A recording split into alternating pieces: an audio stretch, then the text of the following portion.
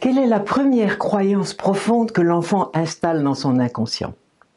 Eh bien, à 26 ans, nous sommes tellement fragiles et dépendants des adultes que nous voyons le monde avec soit notre candeur ou avec nos peurs enfantines.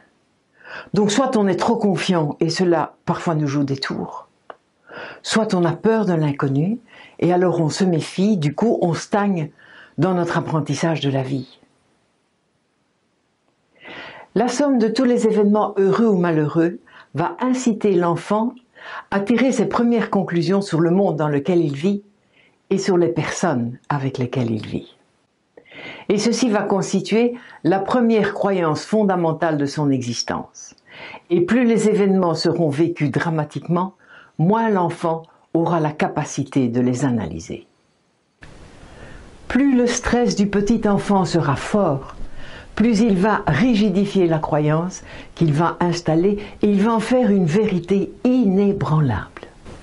Cette première croyance par rapport au monde et aux personnes pourrait être: le monde est dangereux et on ne peut faire confiance à personne.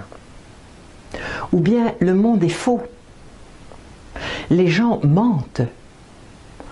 Ou bien le monde est injuste, le monde est une jungle et c'est chacun pour soi. On est seul au monde et on ne peut compter que sur soi-même.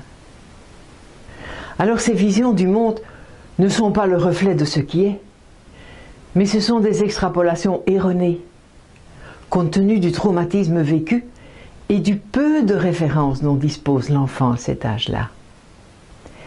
Et cela va mettre en place un comportement de défense ou d'adaptation, et cela pour toute sa vie.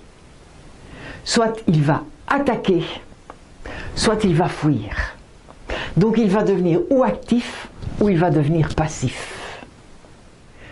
Par exemple, si le monde est dangereux, eh bien il va devenir fort, donc ça veut dire actif, pour combattre. Ou alors il va se faire tout petit, c'est-à-dire passif, pour ne pas être vu. Si on ne peut pas faire confiance au monde ou aux gens, il va falloir avoir le contrôle sur tout, c'est ce qu'il va vouloir, donc c'est-à-dire être actif.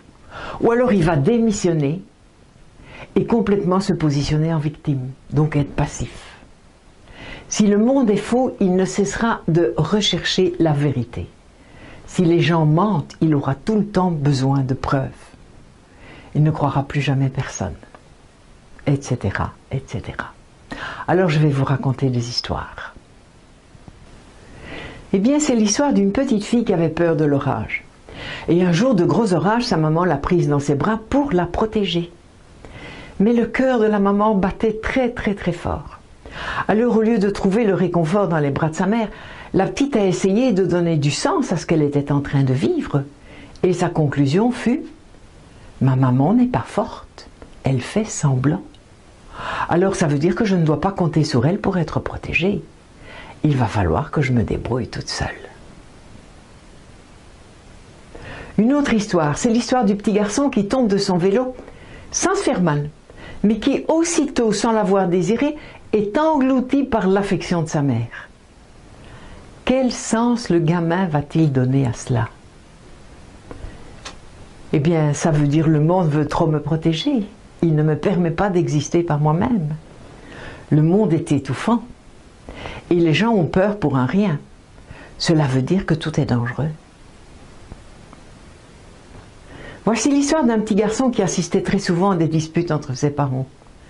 Et un jour, sa maman s'est retrouvée inanimée sur le carrelage. Sa vie a été suspendue à un fil durant les 3 jours passés à l'hôpital.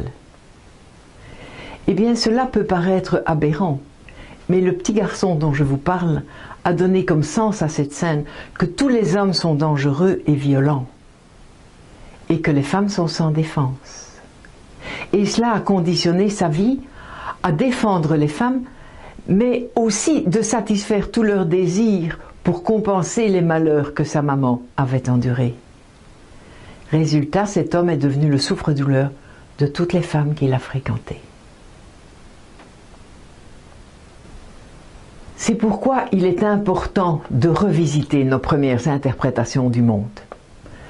Parce que, comme je l'ai mentionné, ce sont des interprétations erronées de la réalité. Et cela parce que nous n'avions pas toutes les données à notre disposition pour comprendre ce qui se passait.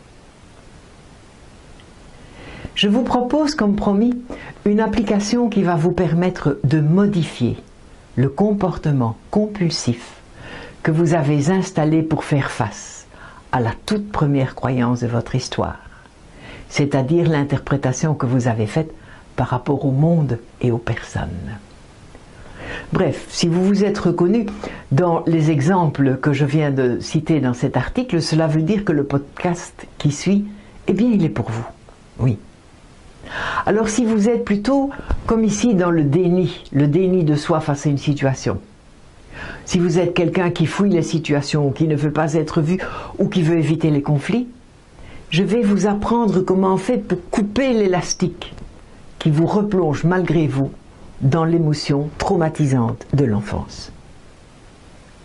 Alors si maintenant vous êtes plutôt quelqu'un de combatif, de rebelle, de défensif, un attaquant, ou créant des conflits pour vider l'abcès imaginaire, eh bien je vais vous apprendre comment faire pour désamorcer la bombe qui explose là à l'intérieur de vous, indépendamment de votre volonté.